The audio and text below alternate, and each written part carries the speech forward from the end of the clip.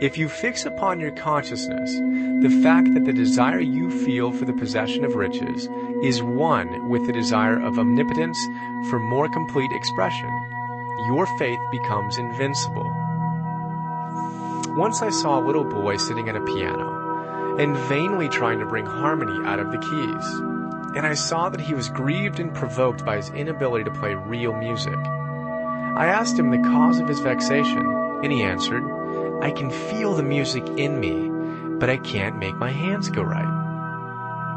The music in him was the urge of original substance, containing all the possibilities of life. All that there is of music was seeking expression through the child. God, the one substance, is trying to live and do and enjoy things through humanity. He is saying, "I want hands to build wonderful structures, to play divine harmonies, to paint glorious pictures. I want feet to run my errands, eyes to see my beauties, tongues to tell mighty truths, and to sing marvelous songs," and so on. All that there is of possibility is seeking expression through men. God wants those who can play music to have pianos and every other instrument, and to have the means to cultivate their talents to the fullest extent. He wants those who can appreciate beauty to be able to surround themselves with beautiful things. He wants those who can discern truth to have every opportunity to travel and observe. He wants those who can appreciate dress to be beautifully clothed, and those who can appreciate good food to be luxuriously fed. He wants all these things because it is himself that enjoys and appreciates them. It is God who wants to play and sing and enjoy beauty, and proclaim truth and wear fine clothes and eat good foods. It is God that worketh in you to will and to do, said Paul. The desire you feel for riches is the infinite, seeking to express himself in you as he sought to find expression in the little boy at the piano. So you need not hesitate to ask largely. Your part is to focalize and express the desire to God. This is a difficult point with most people. They retain something of the old idea that poverty and self-sacrifice are pleasing to God. They look upon poverty as a part of the plan, a necessity of nature. They have the idea that God has finished his work and made all that he can make, and that the majority of men must stay poor because there is not enough to go around. They hold to so much of this erroneous thought that they feel ashamed to ask for wealth. They try not to want more than a very modest competence, just enough to make them fairly comfortable. I recall now the case of one student who was told that he must get in mind a clear picture of the things he desired, so that the creative thought of them might be impressed on formless substance. He was a very poor man living in a rented house and having only what he earned from day to day, and he could not grasp the fact that all wealth was his.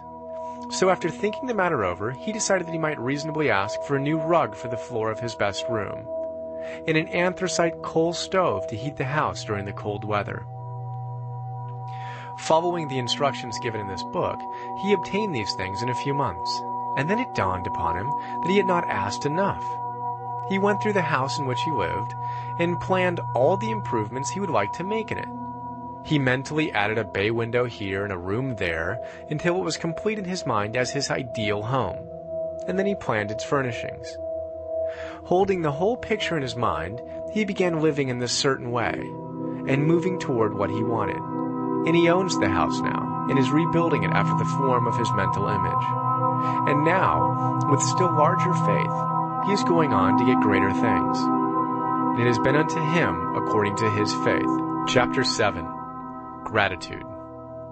The illustrations given in the last chapter will have conveyed to the reader the fact that the first step toward getting rich is to convey the idea of your wants to the formless substance.